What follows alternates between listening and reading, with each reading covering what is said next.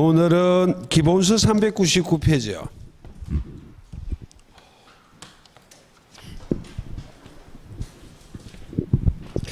요약집은 물권법 63페이지 동그라미 7번, 10번을 지금 설명드릴 겁니다.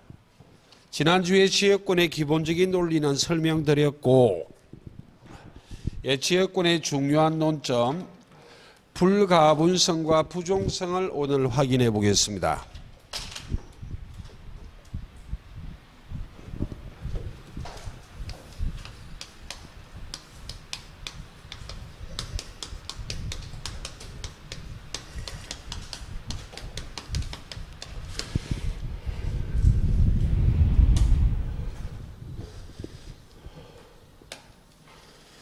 자, 지역권의 불가분성은 법률 조문을 시험에 물어보는데 1인에 대한 사유인지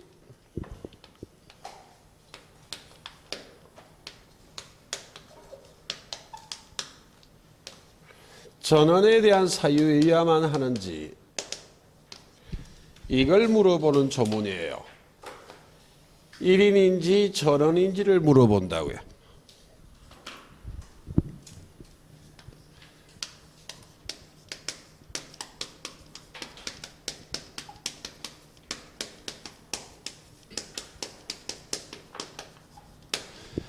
자, 요역지가 수인의 공유일 때 민법의 불가분성에 관련된 규정은 이 공유자에게 유리하도록 규정하고 있어요. 그럼 지문을 보고 공유자가 유리하다면 옳은 지문, 공유자가 불리하다면 틀린 지문이에요. 그럼 가장 핵심은 취득과 소멸이에요.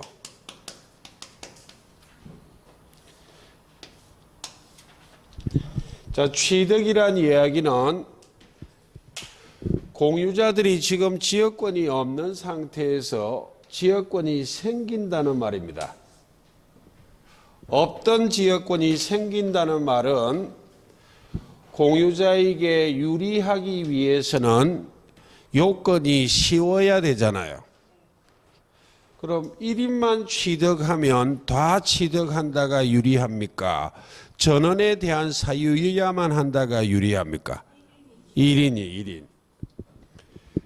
취득은 1인.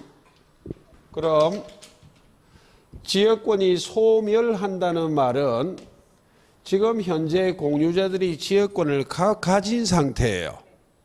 있던 지역권이 사라진다는 말은 공유자에게 유리하기 위해서 전원에 대한 사유여야만 소멸한다가 유리합니까? 한 사람만 소멸하면 다 소멸한다가 유리한지요? 이 전원 1인, 전원이요. 1인에 대한 사유인지 전원에 대한 사유인지 이걸 시험에 물어본다는 말입니다. 그럼 기억하실 것은 취득은 1인, 소멸은 전원. 이걸 꼭 기억하시고 그럼 변화되는 표현들.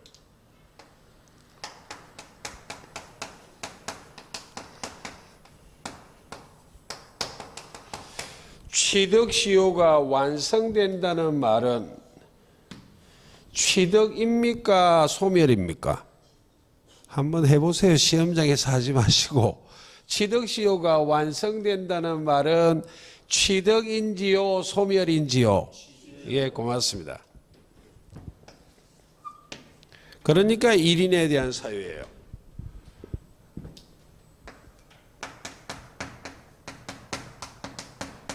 이런 걸 하나하나씩 이해하시면서 합격으로 가시는 길입니다.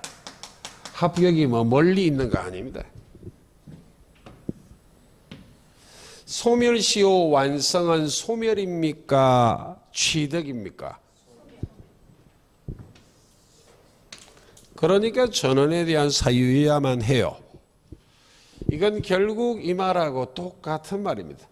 다만 이 표현을 다소 변화를 시켰을 뿐이지 같은 말. 그럼 주의할 부분은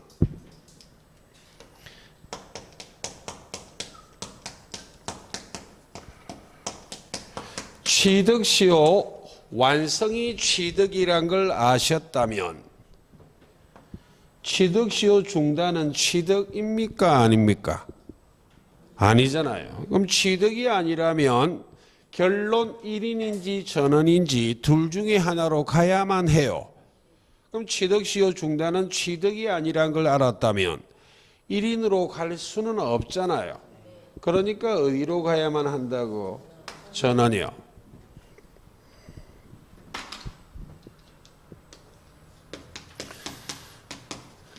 자, 소멸시효 완성이 소멸이란 걸 아셨다면 소멸시효 중단 정지는 소멸이란 말입니까? 아니란 말입니까? 아니기 때문에 소멸이라면 전원으로 가야 될 것이나 소멸이 아니라면 어디로 갈 수밖에 없다. 이걸 규정해 놓고 있어요.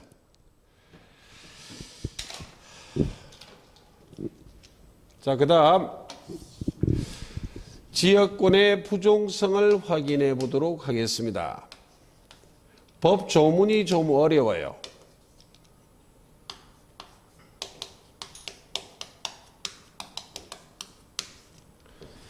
자, 지역권의 부종성에 관련된 조문 제1항은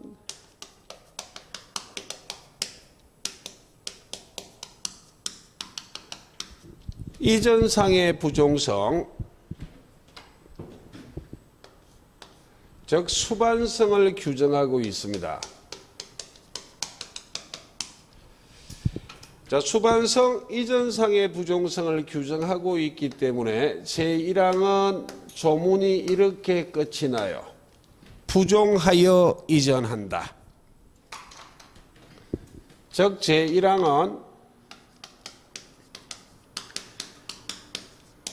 지역권이란 권리는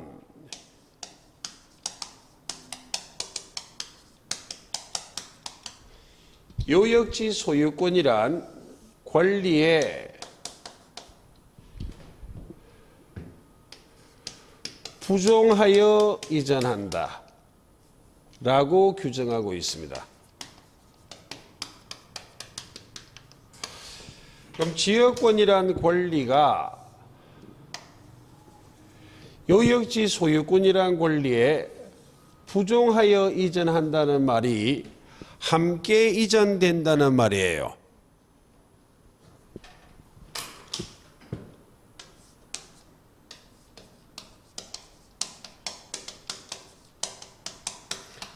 요역지 소유권이 이전되면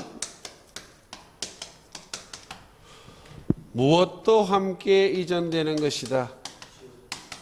지역권도 부종하여 함께 이전된다는 걸 규정하고 있다고. 요역지 소유권이 양도 이전된다면 지역권도 함께 양도 이전된다는 말이 지역권은 요역지 소유권에 부종하여 이전한다 라고 규정하고 있어요.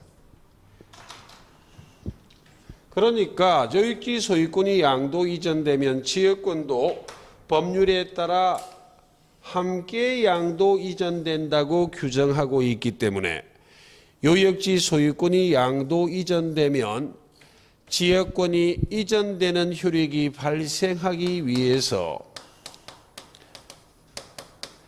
지역권 이전 등기란 형식은 필요 있다는 말입니까? 없다는 말입니까?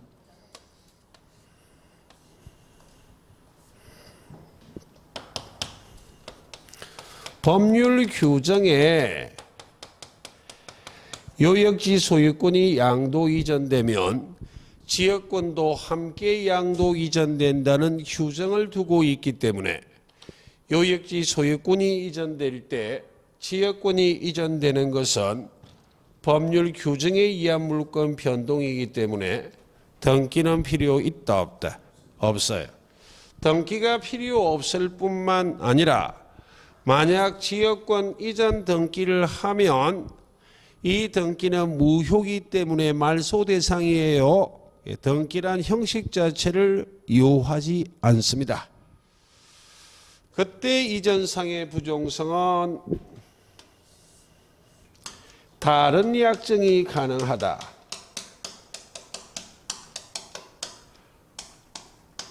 라는 법률 규정을 두고 있어요. 다른 약정이 가능하다는 이야기는 요역지 소유권이 양도 이전돼도 지역권이 함께 양도 이전되지 않는 그런 예외가 있을 수 있다 없다? 있다고. 가령 통행지역권이라면 예로 시험에 묻지는 않지만 지역권 설정 계약할 때 당사자 간에 합의하여 요역지 소유권이 양도 이전되면 지역권은 소멸시키기로 합의할 수 있다 없다? 있어요. 다른 약정이 가능해요. 근데 제2항이 진짜 부종성이에요.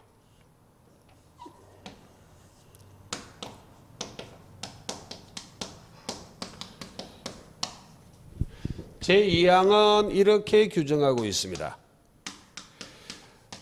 지역권은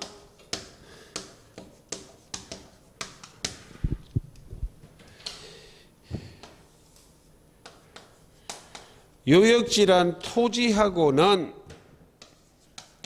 분리하여 양도하지 못한다.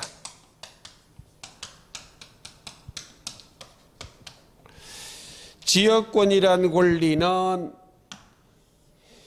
요역지란 토지하고는 언제나 운명을 같이 해야 되기 때문에 절대로 분리해서 양도하는 것은 허용한다, 안 한다? 안 한다고. 그럼 지역권만 양도 이전하고 요역지는 양도 이전하지 않거나 또는 그 반대의 경우는 허용한다, 안 한다? 안 해요. 이건 다른 약정이 가능하다는 규정이 없어요.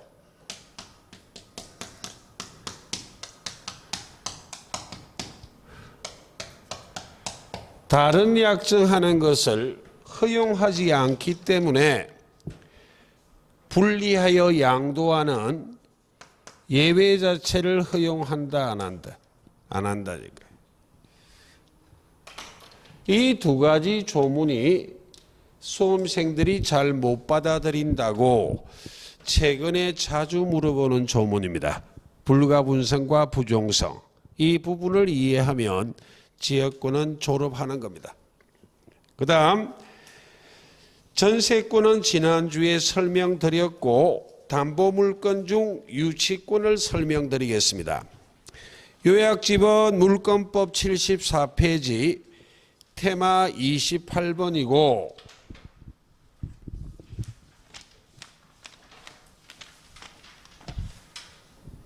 기본서는 431페이지예요.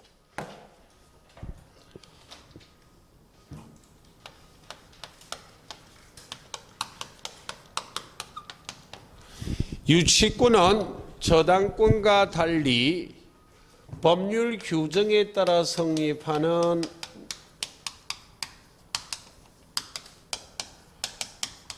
법정 담보물건입니다. 법정 담보물건이기 때문에 시험의 중요한 논점은 성립 요건이 중요한 논점이 될 수밖에 없습니다. 법률 규정에 어떤 요건과 유치권이 성립하는지 이 성립 요건이 시험에 제일 중요해요. 성립 요건에 관계된 5가지 논점을 이해를 하시면 되겠습니다. 순서는 필요 없습니다. 첫째, 유치권의 목적물은 물건이기 때문에 물건일 수밖에 없을 것인데 참고로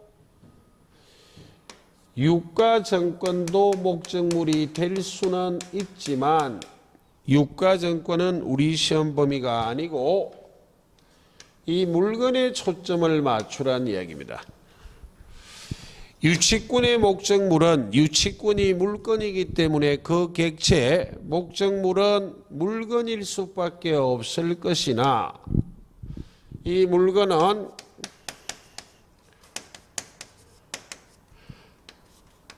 자기 소유 물건은 유치할 수 없고 타인 소유 물건을 유치합니다. 왜냐하면 제한 물건은 타 물건이기 때문에 자기 소유 물건이 물건의 객체가 될 수는 없다는 이야기입니다. 타인 소유 물건이어야만 유치권을 행사할 수 있는데 관계된 가장 대표적인 판례요.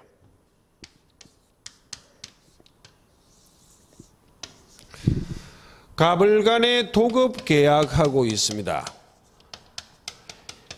일의 완성을 목적으로 하는 계약. 그 중에 대표적인 예, 건물을 완성시키기로 하는 도급 계약을 체결했다면 건물을 지어달라고 부탁한 자가 도급인, 부탁을 받은 건축업자가 수급인.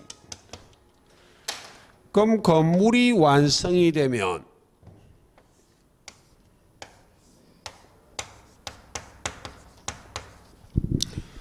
공사 대금 채권이 발생할 것인데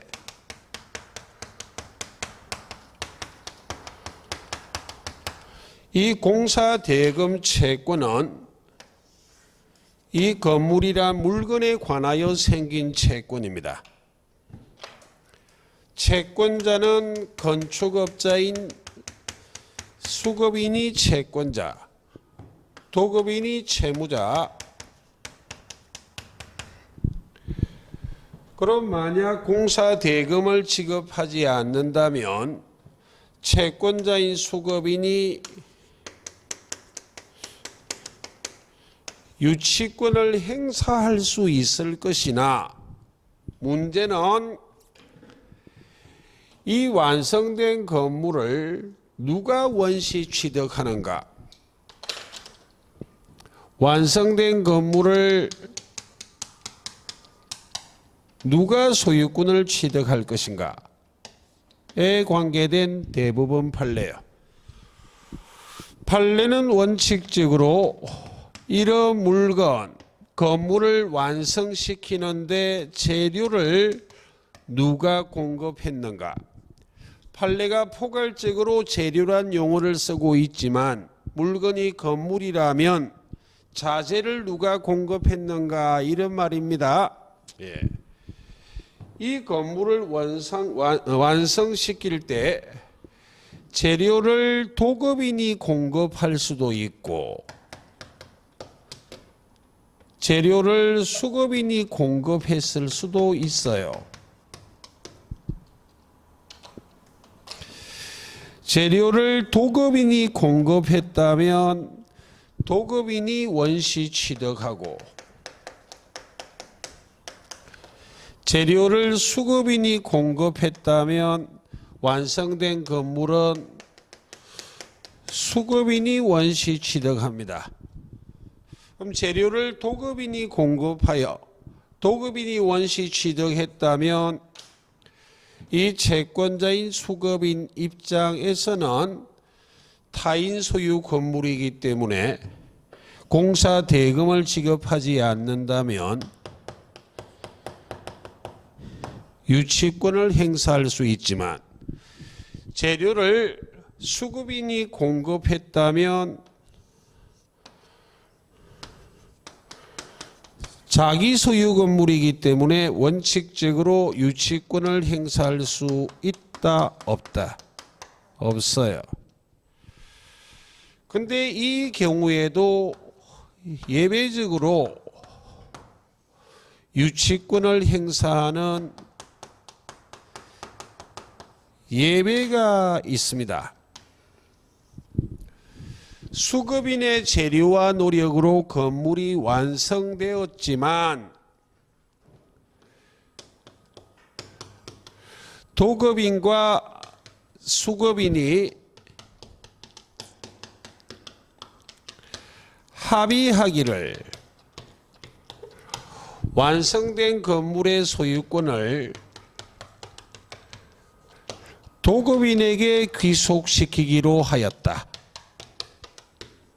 수급인의 재료와 노력으로 건물은 완성됐지만 도급인과 수급인이 합의하기를 완성된 건물의 소유권을 도급인에게 귀속시키기로 합의하였다라는 말이 따라오면 그때는 누가 원시 취득하기 때문에 도급인이, 이때는 타인 소유 건물이기 때문에 유치권을 행사할 수 있어요. 자, 여기까지가 목적물, 물건은 타인 소유 물건이어야만 한다에 관련된 가장 대표적인 판례가 되겠습니다.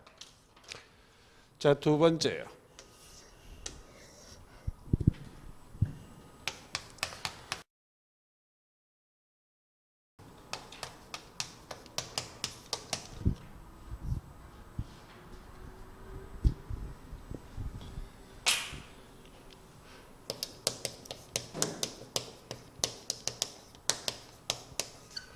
채권과 목적물이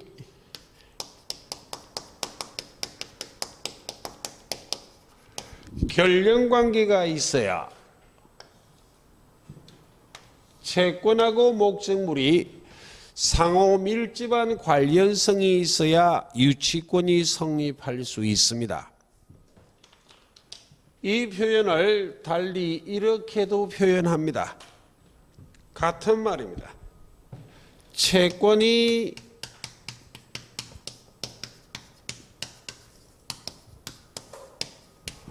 목적물에 관하여 생긴 것일 것.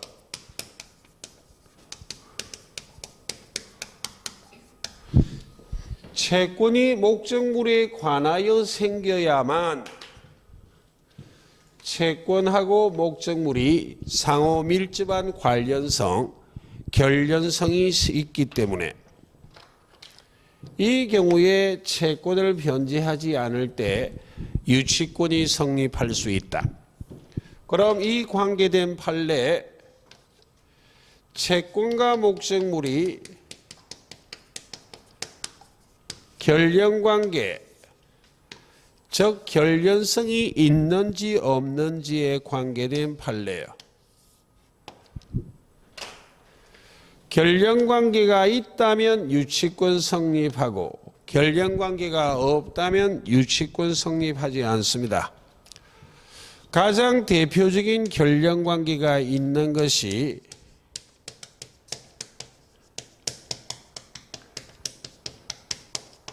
비용상한 청구권이에요. 청구권은 일반적으로 채권을 지칭합니다.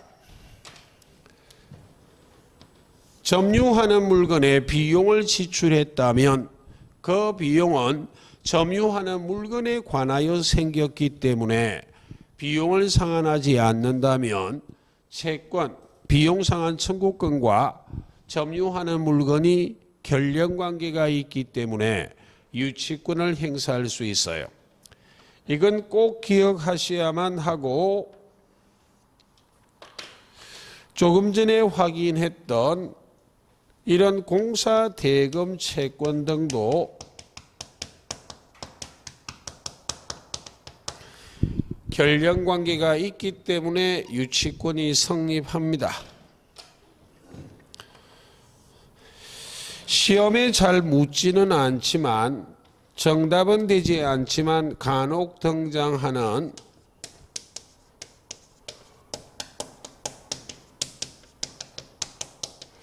동물의 침해로 인하여 발생한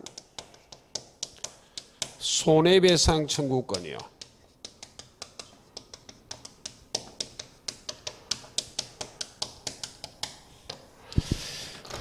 청구권은 일반적으로 채권을 말해요. 동물은 물건입니다. 예로서 시험에 묻지 않을 것인데 동물 중에 사랑스러운 개를 예를 든다면 제가 길을 가다 개한테 물려버렸다고요. 물렸기 때문에 치료비 채권하고 개가 흉측하면 정신적 쇼크를 먹었다면 정신적 위자료 채권 등이 있어요. 이런 손해배상 청구권을 담보하기 위해서 견주 개란 물건의 주인이 손해배상할 때까지 그 개를 꽁꽁 묶어둘 수 있다 없다? 있다.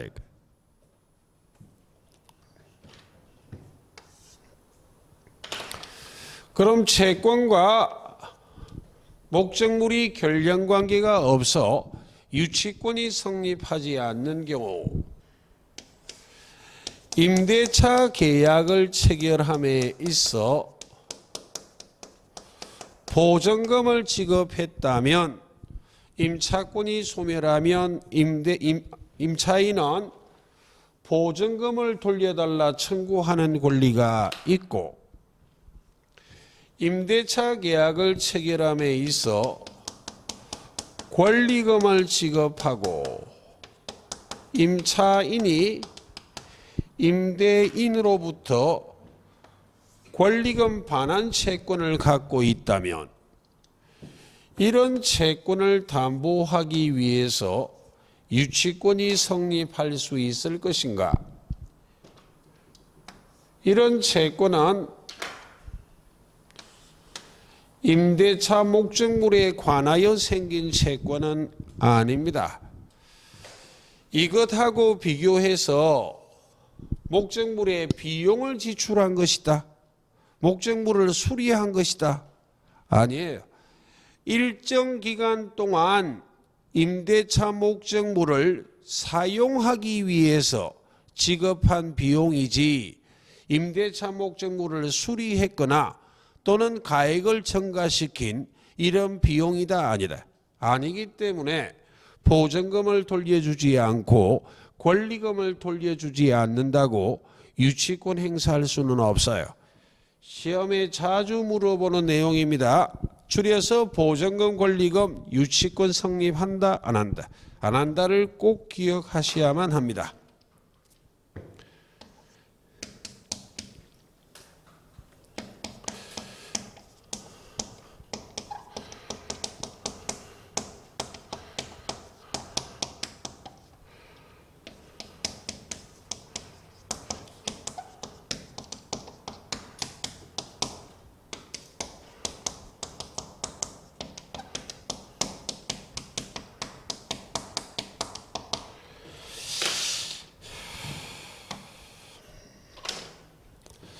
사람은 물건 아닙니다. 사람은 물건이 아니에요. 민법에도 사람은 물건하고 따로 분류해 놓았어. 사람은 사람 인자를 써서 인이란 장에서 분류하고 물건은 따로 분류해 놓고 있어. 사람은 물건이 아니기 때문에 간혹 이런 현란한 욕 하잖아요. 그 인간 참 이상한 물건이네. 지독한 욕입니다. 꼭 XX 해야만 욕이 아니다. 이제. 그럼 사람의 배신 행위로 인하여 발생한 손해배상 청구권은 물건에 관하여 생긴 채권이다 아니다. 아니라 사람 때문에 발생한 채권이에요. 그러니까 유치권은 성립한다 안 한다? 안 해요. 대표적인 예를 든다면 그 판례 모두를 기억할 가치는 없고 대표적인 판례가 임대인이란 사람의 배신행위예요. 건물을 임대차함에 있어 임대인과 임차인이 합의하기를 임대인이 건물을 임차 목적대로 사용 수익할 수 있도록 수선해 주기로 약속을 했다고. 근데 임대인이 수선 행위를 해주지 않으므로 임차인이 그 건물을 임차 목적대로 사용 수익하지 못한 것은 누구의 배신행위 때문에? 임대인이요. 그럼 손해배상 청구할 수는 있지만 이 손해배상 청구권이 사람, 임대인 때문에 발생했지 임대차 목적물, 물건 때문에 발생했다 안 했다? 안 했기 때문에 손해배상하지 않는다고 임대차 목적물을 유치할 수는 있다 없다? 없어요. 가장 기본적인 판례들을 기억을 좀 하셔야만 하고, 다음 세 번째요. 예, 세 번째로 가기 전 비교 하나 하고 가야 되겠네요.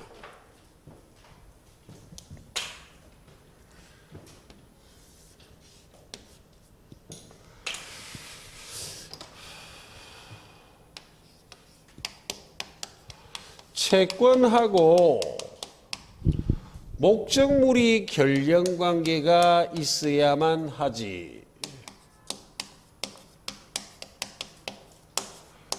채권과 목적물의 점유는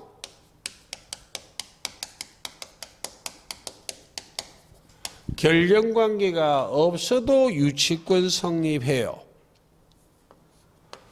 채권하고 목적물의 점유는 결연관계가 없어도 유치권 성립합니다. 이 말의 의미가 그 물건의 유치권이 성립하기 위해서 채권이 발생함과 동시에 물건을 점유해야만 하는 것은 아니다 라는 논리입니다. 그럼 두 가지 판례요.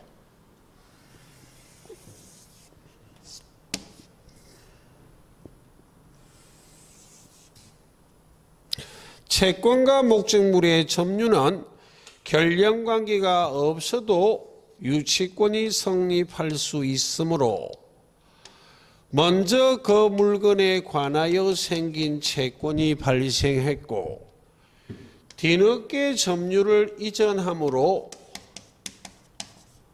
점유를 했거나 또는 먼저 물건을 점유하고 있는 동안에 뒤늦게 채권이 발생해도 이 두 가지 요건을 공히 만족시키는 시점, 이 시점에 유치권이 성립할 수 있다 없다?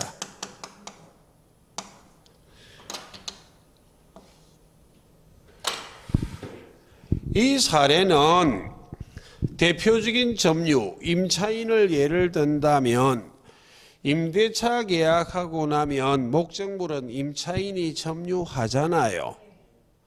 뒤늦게 무엇이 생길 수 있어? 비용상환 청구권. 그럼 두 가지 요건을 만족시키는 그 시점에 유치권이 성립할 수 있다 없다? 있잖아. 이건 시험의 큰 논점은 아니고 첫 번째요. 애초에 채권이 발생하고 뒤늦게 점유를 이전받을 수 있거든. 가령 예를 든다면 제가 건축업자예요. 친한 친구가 공장 하나 지어달래. 지어줬습니다. 근데 공사 대금 채권 중에 일부는 변제하고 일부는 사업이 잘 안 된다고 연말까지 변제하기로 약속했어요. 그럼 친한 친구인데 그 정도 말미는 줄 수 있잖아요. 오늘 채권 발생했는데 공사 대금이 3억인데 2억 받았어. 1억 남았다고. 그럼 안 주면 제가 공장을 유치해버리면 사업하기 힘드니까 싹싹 빕니다. 연말까지는 꼭 주겠다고. 그럼 용서를 해줄 수도 있잖아요. 좋다, 연말까지 꼭 갚아라. 약속 어기면 어기봐라. 이렇게 말했는데 한두 달 있다가 허겁지겁 점유하라고 전화 왔습니다. 왜? 사업하다 부도 위기라. 잘못하면 경매 들어갈 것 같거든. 둘도 없는 친구니까 니라도 유치권을 행사하라고 뒤늦게 점유를 이전해주면 그때부터 유치권이 성립할 수도 있다 없다?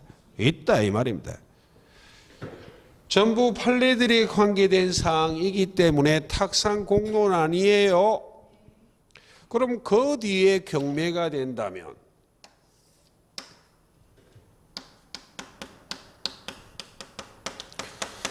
그 뒤에 경매 신청이 들어오고 만약 A가 낙찰을 받았다면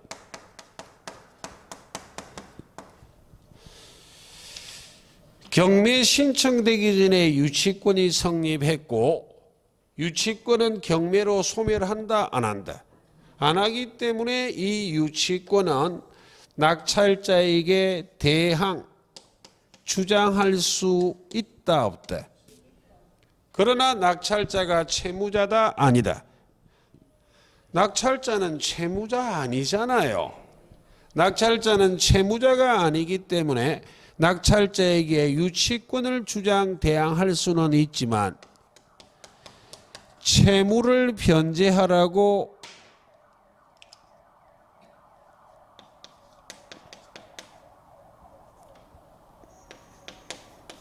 청구할 수는 있다 없다? 없잖아. 이게 계속 해왔던 내용. 그럼 지금은 이걸 하자는 취지가 아니고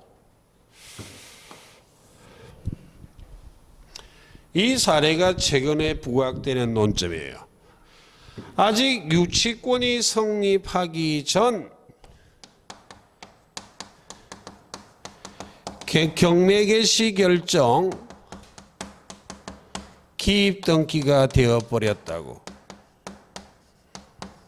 경매 개시 결정 기입 등기가 됐다는 말과 압류의 효력이 발생했다는 말이 같은 의미예요. 그럼 이렇게 경매 개시 결정 기입 등기 즉 압류의 효력이 발생한 다음 이렇게 점유를 이전받아 유치권을 성립시킬 수는 있지만 이렇게 성립된 유치권은 낙찰자에게는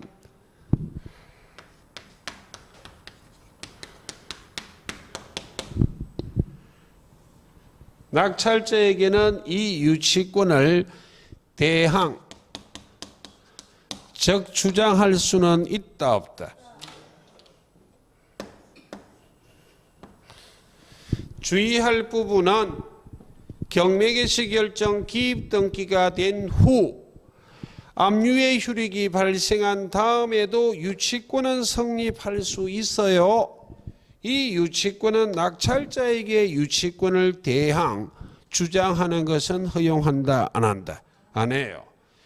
이후에 유치권이 성립한 것은 이후를 적시하지만 이런 말이 없이 경매가 됐다는 표현만 오면 그 유치권 성립은 경매 개시 결정 기입 등기 전 압류의 효력이 발생하기 전에 유치권을 성립한 것을 통상적으로 지칭해요. 그 유치권은 낙찰자에게 대항 주장할 수 있다 없다? 있어요. 이 말이 유치권이 성립하기 위해서 반드시 채권이 발생함과 동시에 목적물을 점유해야만 하는 것은 아니다. 먼저 채권이 발생하고 뒤늦게 점유를 이전받아 점유할 수도 있고 점유하고 있는 상태에서 그 물건의 채권이 발생할 수도 있는데 두 가지 요건을 모두 만족시키는 시점에 유치권이 성립할 수 있으므로 채권이 발생함과 동시에 목적물을 동시에 점유해야 되는 것은 아니므로 채권과 목적물의 점유는 결연관계가 없어도 유치권이 성립할 수 있다 없다? 있다고요.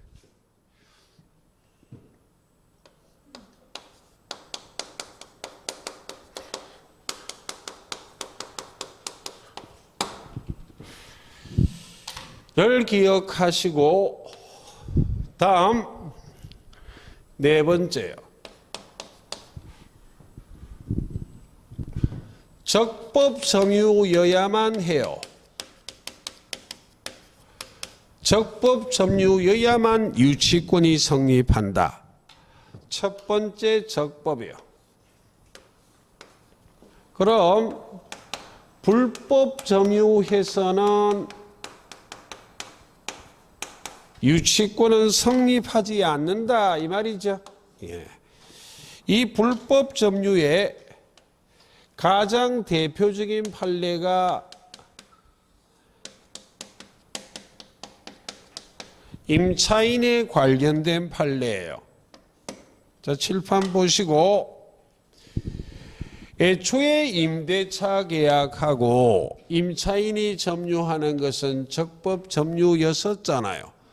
그때 임대차 목적물의 비용을 지출했다면, 비용을 상환하지 않는다면 유치권 성립할 수 있죠. 근데 애초에는 적법 점유라고 언제까지나 적법이라 단정할 수는 없어. 임차인의 점유가 나중에 불법 점유가 되는 경우가 있어요. 임차권이 소멸했는데도 임차인이 정당한 이유 없이 임대차 목적물을 반환하지 않고 점유하는 것은 무슨 점유다? 불법 점유요. 그 상태에서 비용을 지출했다면 이 비용 상환 청구권은 무선 점유하고 있는 동안에 발생했기 때문에 불법 점유예요. 그때부터는 유치권은 행사는 한다 못한다? 못해요. 적법 점유여야만 합니다. 두 번째, 점유여야 한다고. 유치권은 등기하는 권리가 아니기 때문에 유치권이 성립하고 존속하기 위해서 점유를 해야만 합니다. 그러므로 점유를 상실해버린다면 이미 취득, 성립한 유치권도 소멸하는 게 원칙이에요. 유치권이 성립하고 존속하기 위해서 점유를 해야 되는데 그냥 점유할 것이지 직접 점유할 것이 아니기 때문에 점유를 하고 있다면 직접 점유하든 간접 점유하든 점유만 하고 있다면 유치권이 성립하고 존속할 수 있다 없다? 있어요. 이 점유에는 간접 점유를 포함하는 것이다. 그런데 간접 점유여서는 유치권이 성립하고 존속할 수 없다 하는 유일한 판례가 하나 있습니다. 딱 하나예요. 딱 하나이기 때문에 출제하는 자는 시험에 물어보고 싶을까요? 안 물어보고 싶을까요? 물어보고 싶지. 유일한 예외인데. 간접 점유여서는 유치권이 성립하고 존속할 수 없다 하는 유일한 예외예요.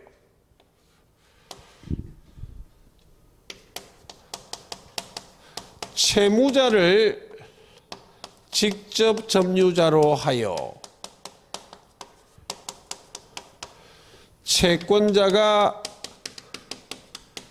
간접 점유하고 있는 것은 유치권이 성립하고 존속하는 점유에 포함된다 안 된다? 안 돼요. 이 말은 채권자가 채무자한테 그 물건을 빌려주면 된다 안 된다? 안 된다니까요. 이 간접 점유만큼은 유치권이 성립하고 존속하는 점유로 보지 않아요. 다섯 번째,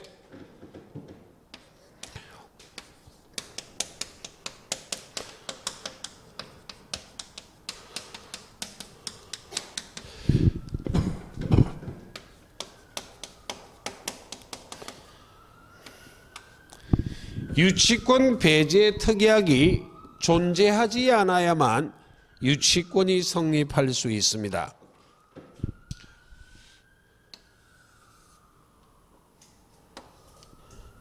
유치권이 법정 담보 물건이지만 유치권 성립에 관한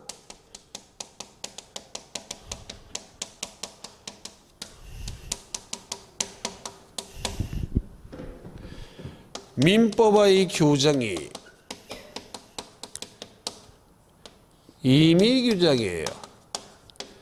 지금 물권법 하고 있기 때문에 임의 규정은 꼭 다 기억해야 됩니다.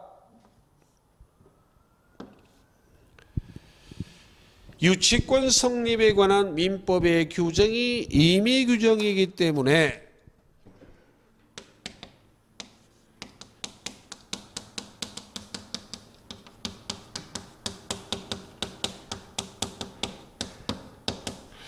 유치권을 배제하는 특약이 가능하다고.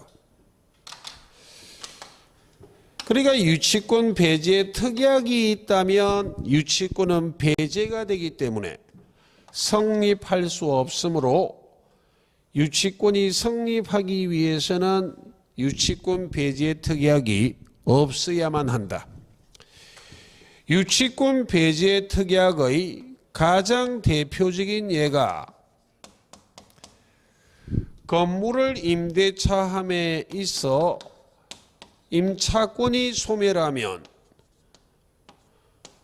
건물을 원상에 복구하여 명도하기로 한다라는 약정이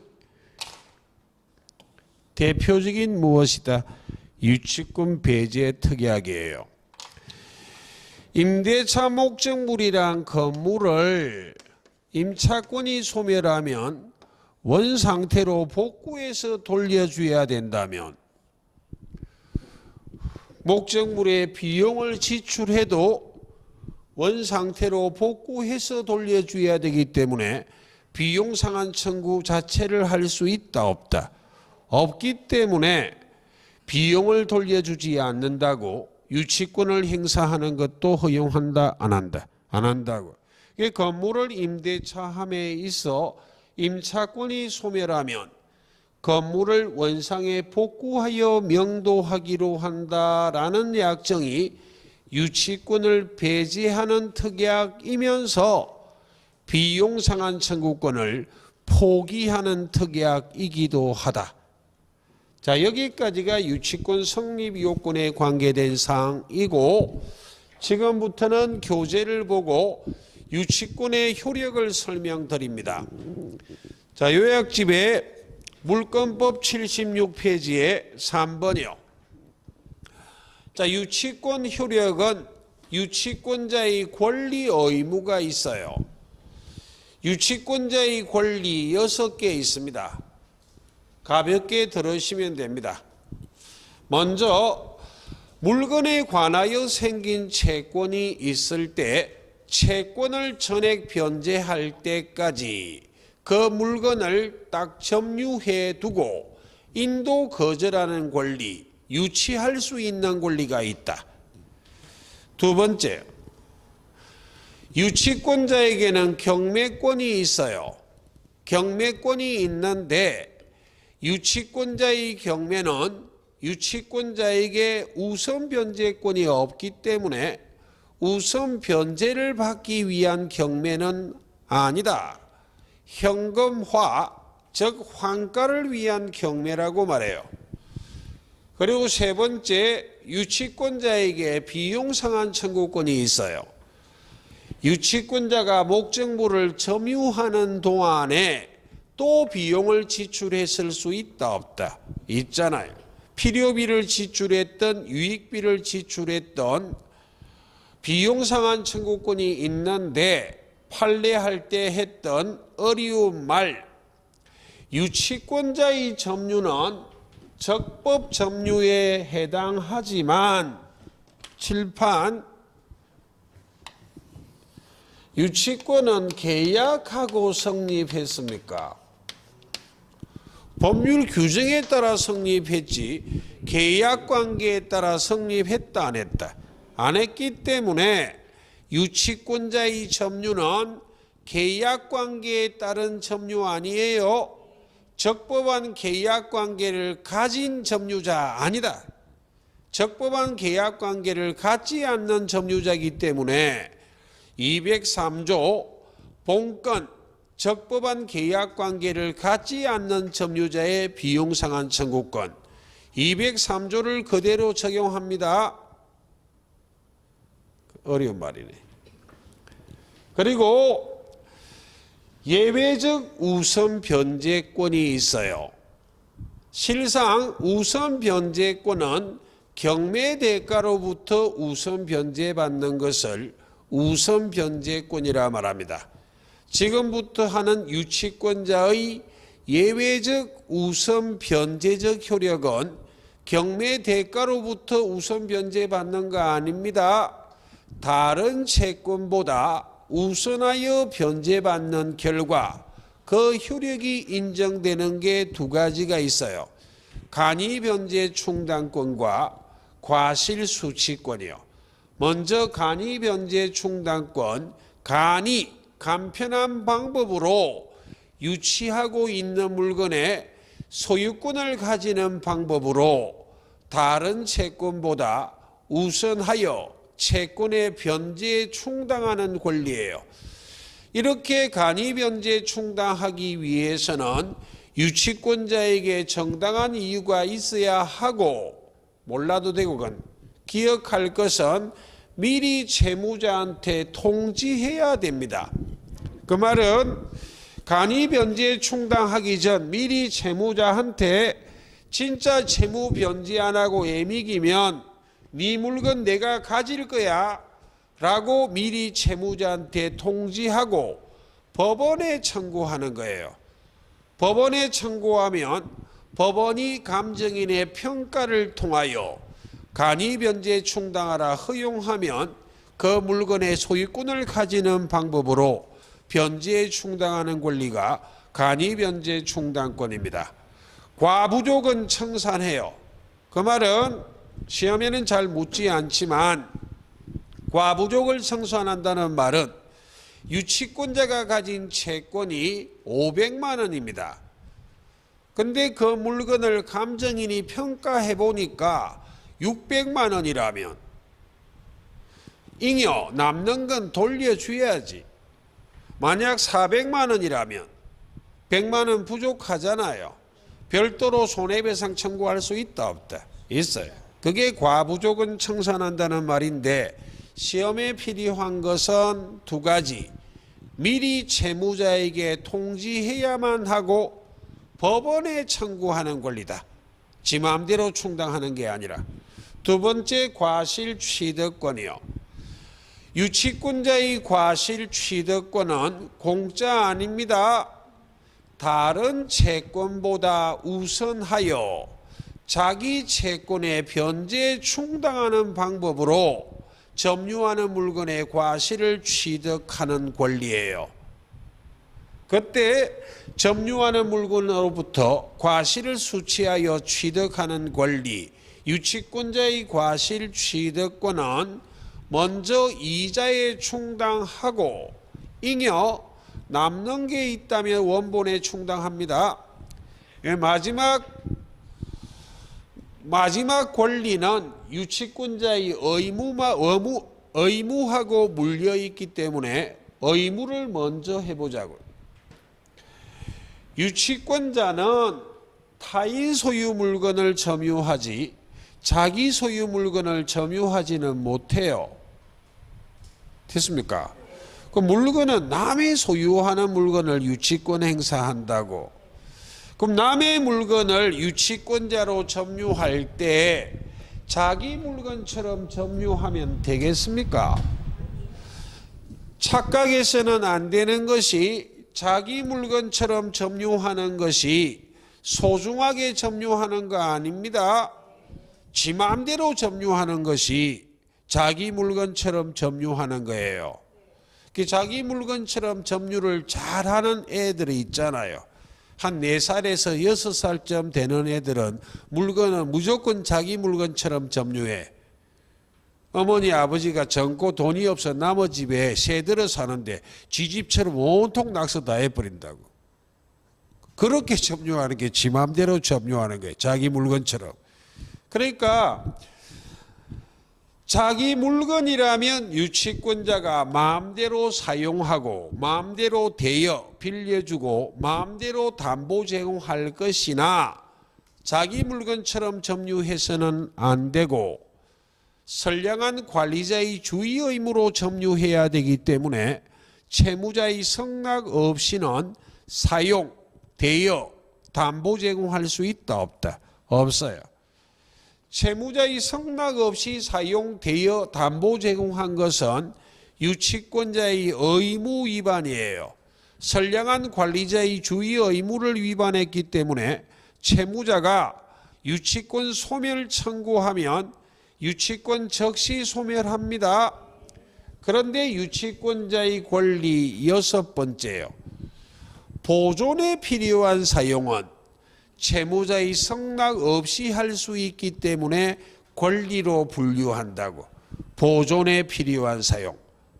보존에 필요한 사용은 채무자의 성낙 없이도 할 수 있다. 보존에 필요한 사용의 가장 대표적인 예가 칠판 한번 힐끗 보시고, 만약 건물이 주택이라면 집은 사람이 살아야 광이 나요. 집을 비워버리면 금방 집이 후패에 썩어버린다고. 썩어 자빠져버려 몇 년 지나면. 그럼 가불간에 주택을 완성시키기로 하는 도급계약하고 도급인인 채무자가 공사 대금을 지급하지 않아 수급인인 채권자가 유치권을 행사할 때 집에 프랜카드만 달아놓고 계속 방치하면 건물이 썩어버릴 수 있으니까 수급인인 채권자가 이 주택에 거주하면서 사용하는 것을, 이 물건을 보존하기 위해서 필요한 사용이라고 대부분 판례가 말해요. 주택에 거주하면서 사용하는 것을 판례가 보존에 필요한 사용이라 말한다고. 그럼 채무자의 성낙은 필요 있다 없다? 없어. 그러나 유치권자가 이 주택에 거주하면서 사용, 보존에 필요한 사용하면서 이익을 얻었죠. 이 집에 살았으니까 이익 얻었잖아요. 그건 부당이득이기 때문에 채무자인 소유자한테 돌려줄 필요는 있다 없다? 있어요. 보존에 필요한 사용은 채무자의 성낙 없이도 할 수 있지만 보존에 필요한 사용함으로 채권자인 유치권자가 이익을 얻었다면 부당이득은 반환해야 된다는 말입니다. 예. 그 다음 오른쪽 4번 유치권의 소멸에 양가로 1번에 동그라미 1번이요. 그 말을 어렵게 느끼더라고. 저 칠판 한번 보시고요. 공사대금 3억이라 볼게요. 이 공사대금 채권이란 말하고 유치권이란 말은 같은 말입니까? 다른 말입니까? 자, 칠판 보세요. 제 잘못인갑다. 강의를 못하나. 채권하고 물건하고 같은 권리다, 다른 권리다? 아이, 전혀 다른 권리지. 어리 갑한테 공사대금 빨리 지불해라 빌어먹을 하고 요구하는 것이 채권 행사라. 되겠습니까? 유치권 행사는 그런 거 아니지. 채권 변제 안 하면 나는 이 물건 못 준다.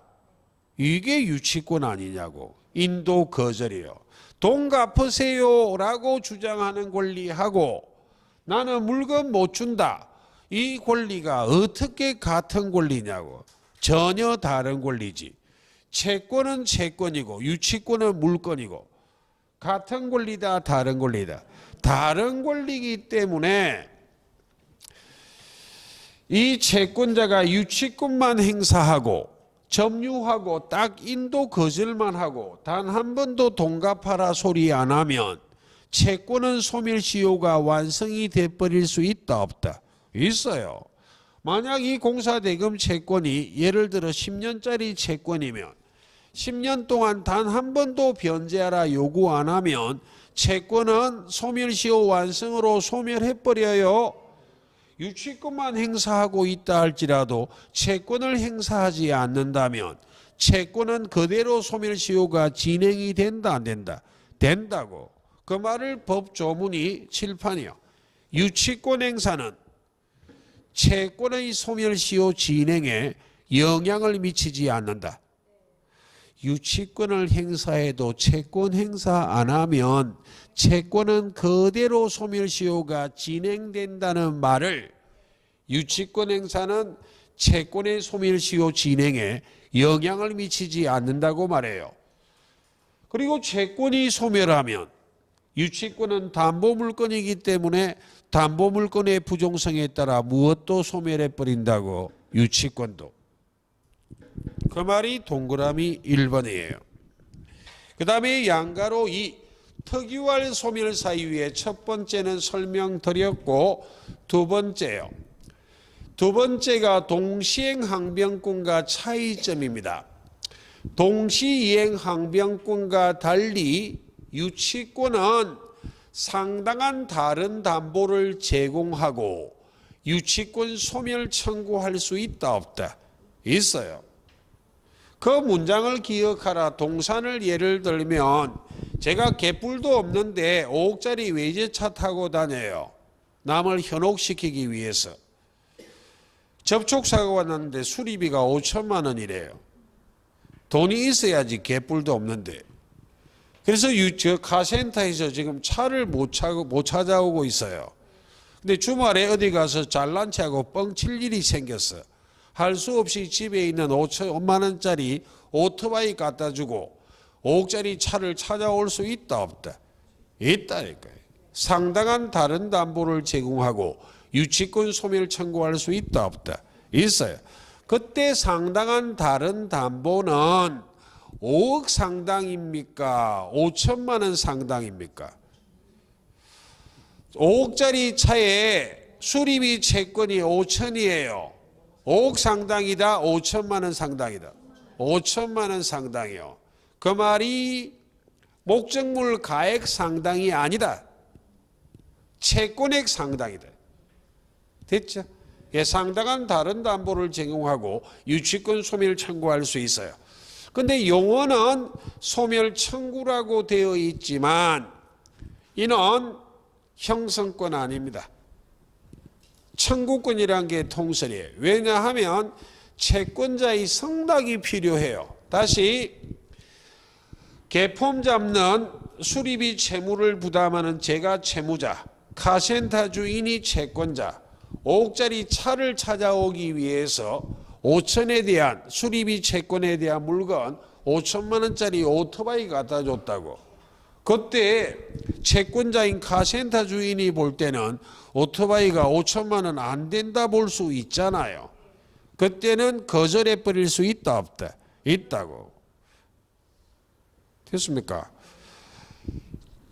채무자가 상당한 다른 담보를 제공하고 유치권 소멸 청구할 때는 채권자의 승낙이 필요해. 제가 오토바이를 끌고 가서 이거 5천만 원짜리인데 수리비랑 상당한 다른 담보니까 5억짜리 차 주세요 라고 말하는데 채권자가 볼 때 5천 상당이 되면 가능하지만 3천, 2천밖에 안 된다 보면 뭐라고 말해? 이거 갖고 안 되지 하고 거절해 버릴 수 있다 없다? 카센터 주인인 채권자가 볼 때는 3천만 원짜리고 제가 볼 때는 5천만 원짜리고 둘이 치고받고 싸우면 된다 안 된다? 법원 가면 돼. 다툼이 생기면 무엇 해야 된다고? 소송해야 돼. 채권자의 승낙에 가름하는 판결 받으면 돼. 승소하면 된다고. 패소하면 안 되지만. 정리. 유치권은 동시행 항변권과 달리 상당한 다른 담보를 제공하고 유치권 소멸 청구할 수 있다. 이때 상당한이란 목적물 가액 상당, 5천 상당을 말하지 않는다. 채권액 상당, 5천만 원 상당을 의미한다. 그때 상당한지 아니한지는 채권자의 성낙을 얻어야만 해요. 채권자의 성낙을 얻지 못할 때에는 채권자의 성낙에 가름하는 판결을 받아야 돼요. 예. 그래서 이건 형성권이라면 즉시 유치권이 소멸할 것인데 채권자의 성낙을 요한다는 말은 대부분의 학자들은 형성권이 아니라 청구권이라 말해요. 왜? 형성권은 거절 못하잖아요. 예. 그 말을 이해를 좀 하시면 되겠네요. 그럼 이번 시간은 조금 길었네요. 잠시 쉬다가 저당권을 확인하도록 하겠습니다. 예, 잠깐만 쉬겠습니다.